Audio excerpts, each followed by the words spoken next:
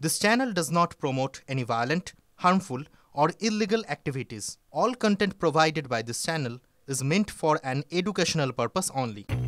আচমকাই নেট দুনিয়া জুড়ে শোরগোল পড়ে গেছে ভারতীয় ধনকুবের মুকেশ আম্বানির পরিচারকদের বেতন সুযোগ সুবিধা নিয়ে। কত টাকা পান তাঁর রাঁধুনি? সত্যিই কি রাঁধুনির বেতন একজন বিধায়কের চেয়েও বেশি? এই নিয়ে শুরু হয়েছে জল্পনা, ছড়াচ্ছে ব্যাপক গুজবও। আজ এই প্রতিবেদনে তথ্য সহ আপনাদের জানাবো কত টাকা বেতন পান আম্বানির বাড়ির পরিচারকরা।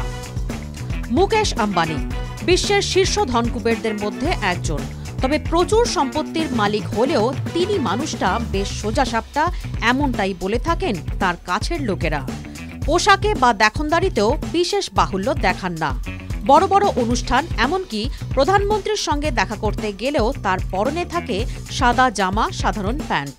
1970-এ স্ট্যানফোর্ড বিশ্ববিদ্যালয়ে পড়াশোনা করার সময় থেকেই খান নিরামিষ খাবার, তবে মেনুতে থাকে ডিম, কিন্তু মাংস বা মদ স্পর্শ করেন না।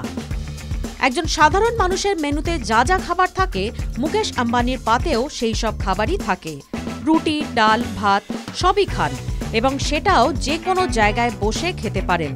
রবিবার সকালে মানে ছুটির দিনে তার পছন্দ দক্ষিণ ভারতীয় মেনু। মুম্বাইতে তার বসতভিটে অ্যান্টেলিয়াতে সেদিন ব্রেকফাস্টে হয় ইডলি সাম্বার। আত্মীয় স্বজনরা বলেন, হাজারো ব্যস্ততা থাকলেও মুকেশের স্ত্রী নীতা আম্বানি গোটা পরিবারের সঙ্গে বসে রাতের খাবার খান। বোঝাই যাচ্ছে মুকেশ আম্বানির পরিবারে রাঁধুনিদের বেশ গুরুত্ব রয়েছে। মুকেশও চান তার কর্মীরা ভালো থাকুন, ভালো বেতন পান, তাই কর্মীদের আর্থিক নিরাপত্তার বিষয়টিতে তিনি কার্পণ্য করেন না। এবারে আসা যাক আসল প্রসঙ্গে। কত টাকা পান মুকেশ আম্বানির কর্মীরা? একটি সোশ্যাল মিডিয়া ভিডিও থেকে জানা যায়, আম্বানি পরিবারের একজন চালক বেতন পান প্রতি মাসে 2 লক্ষ টাকা। বছরের সিটিসি 24 লক্ষ টাকা। সেটাও কয়েক বছর আগের ভিডিও। নিশ্চয়ই এখন সেই বেতন আরও বেড়েছে।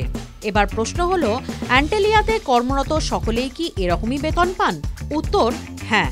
একটি জাতীয় সংবাদ মাধ্যমে প্রকাশিত প্রতিবেদন অনুযায়ী শুধু প্রতি মাসে মুকেশের কর্মীরা 2 লক্ষ টাকা বেতনই পান। সেই সঙ্গে ইন্স্যুরেন্স ও ছেলেমেয়ের পড়াশোনার খরচও পান। এমনকি মুকেশ আম্বানির কয়েকজন কর্মীর সন্তান নাকি আমেরিকাতে পড়াশোনা করে। দিল্লির একজন বিধায়ক প্রতি মাসে 90,000 টাকার কাছাকাছি বেতন পান।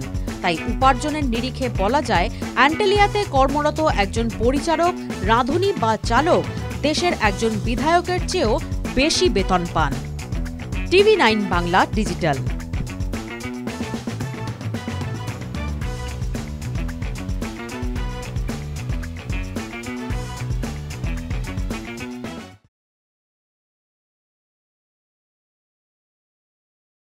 ক্লাস 10 ও ক্লাস 12 এর পরীক্ষা শেষ, রেজাল্ট আউট। এরপর কি পড়বেন, কোথায় পড়বেন, সুলুক সন্ধান এখন হাতের মুঠোয়। TV9 বাংলা এডুকেশন এক্সপো 2025, কলকাতার সবচেয়ে বড় এডুকেশন এক্সপো। ডিগ্রি না ডিপ্লোমা, কোন কোর্স করবেন, কিভাবে প্ল্যান করবেন নিজের ক্যারিয়ার, সব প্রশ্নের উত্তর একটাই। TV9 Bangla education expo. একই ছাদের তলায় থাকছে নামকরা সব ইঞ্জিনিয়ারিং কলেজ, বিশ্ববিদ্যালয়, মেডিকেল ও ম্যানেজমেন্ট ইনস্টিটিউশন।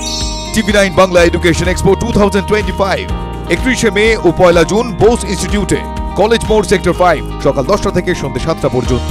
এন্ট্রি একেবারে ফ্রি।